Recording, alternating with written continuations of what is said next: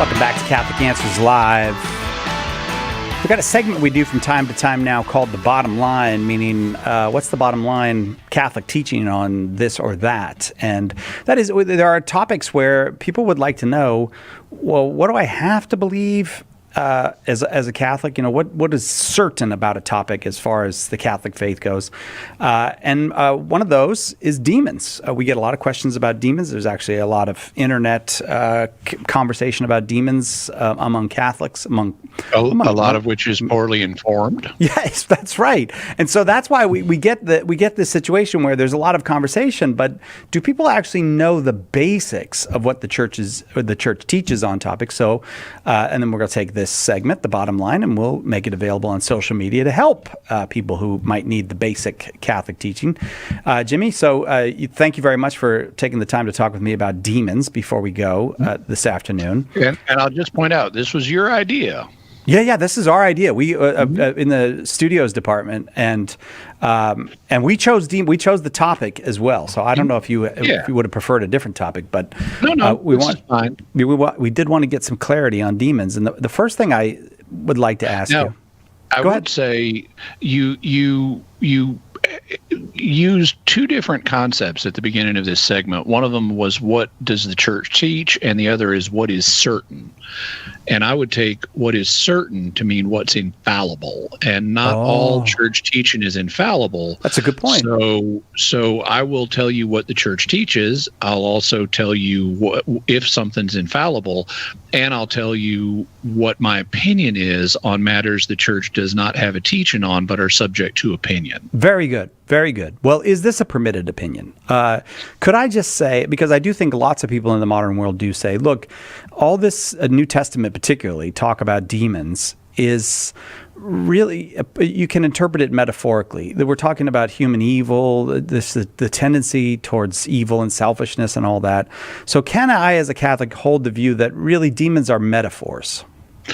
Well, the Christian church has always held that they are not metaphors, that they are intelligent creatures of God. They are different than we are in that they don't natively have physical bodies the way we do, although it's been held very commonly as a matter of theological opinion that they can assume, like angels, can assume temporary physical bodies. These are sometimes called aerial bodies. The idea was that they would condense them out of air and then the air would dissipate when they were done using it.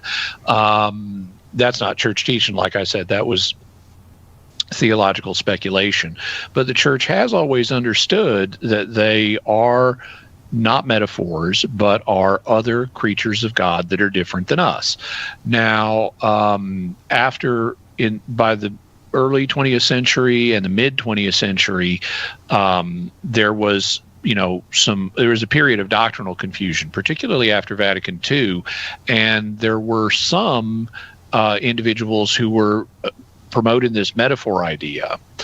But when the Catechism of the Catholic Church came out, the church reaffirmed its historic position. And so the church teaches that demons are intelligences that God created without bodies, and they are not simply metaphors. So that is church teaching. I do think I'm not going to ask you about what they are, because I think most people do have the basic understanding that a demon is a fallen angel. There's actually some interesting discussion there in biblical circles, because it depends on how you use the word angel, and it depends on what value you give to various Second Temple Jewish sources. In the Second Temple Jewish world, it was common to understand, now if by angel you just mean it's not a human being,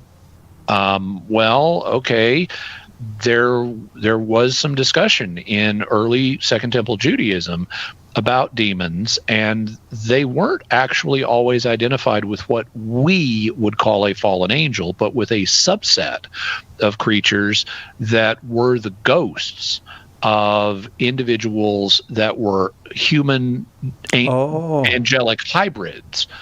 And this is found in the Book of Jubilees and in First Enoch, and it seems to be the common understanding in Second Temple Jewish sources.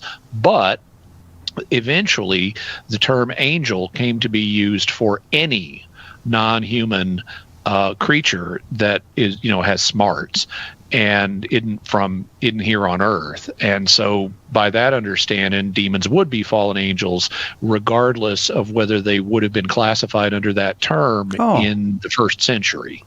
So I guess the question that people have then is, why would they fall, though? I mean, what could possibly have tempted a creature who, an intelligent creature that presumably has knowledge of the good, why would they choose permanently to be separated from God? Well, let me ask you a question, Cy-Kellett. Why would you choose to be permanently separated from God? I do. Is there any reason good enough to justify that? No, there's not a good enough reason, but there are reasons I can see, I guess, where you could choose something lower and just say, I want power, or I want money, or I want, pleasure. Or we're in a similar situation with the demons. Okay. Ultimately, there is no good reason. There's nothing sufficient to justify turning your back on God, and so sin makes you stupid. And the demons did something stupid. Even though they're otherwise very smart, they could still do stupid things. Just like King Solomon. He was very smart, but he did stupid things. In terms of what specifically was it that the demons fell over, we don't know, because we're not told in Scripture. And that's led both Jews and Christians to speculate on what it would have been. One early speculation is that it involved mankind, that according to a Second Temple work known as The Life of Adam and Eve, the reason the devil fell was because God created man as in his image. So God is the image of man. Man is the image of God. And what do you do with the image of a God? You reverence it. I mean, that's what they did in the ancient world. They made images of God, and then they would reverence them. Well, okay, in the book of The Life of Adam and Eve, that's the explanation. God makes man in his image. Michael, a good angel, tells all the other angels, okay, now we're going to all reverence the image of God together. We're going to reverence man. Ooh. And the devil thought, man, he's this puny little thing, and I'm older than man. Yeah. I shouldn't be reverencing him. And that's what led him to rebel. There are also other speculations. A more particularly Christian speculation is kind of connected to that one, but it's that the devil knew that Jesus was going to incarnate as a human being, and he couldn't put up with the idea of someone like Jesus incarnating as a mere lowly human, and that's what caused the fall. Then there's the idea that it was pride on the devil's part, that he wanted to be like God. And this is based on a passage in Isaiah that's actually talking about a human prince, a human leader, but many people have applied it to the devil and speculated that he wanted to knock over the establishment and take over heaven for himself, which of course he could never do since God's omnipotent. So I'm a little personally skeptical of that idea. But there are various speculations on what may have been the cause of the fall, but they are all just theological opinions. All right, so then the practical question I'll end with then, how do I avoid these demons and stay out of their evil clutches? Well, you could try wearing a special, a hazmat suit. Yes, I'm willing. If it'll keep them away. Failing that, I would pray to St. Michael the Archangel and say the St. Michael prayer and entrust yourself to God and not really think about him too much. All right, Jimmy, thanks for giving us the bottom line on demons. As always, things that surprise me in what you have to say, and very, very helpful. Thank you. My pleasure. All right, that'll do it for us. And but we're going to keep doing this. We're not quitting. Just because it's Darren's 20th anniversary and tomorrow is Jimmy's 30th anniversary on the air. 31st anniversary on the air.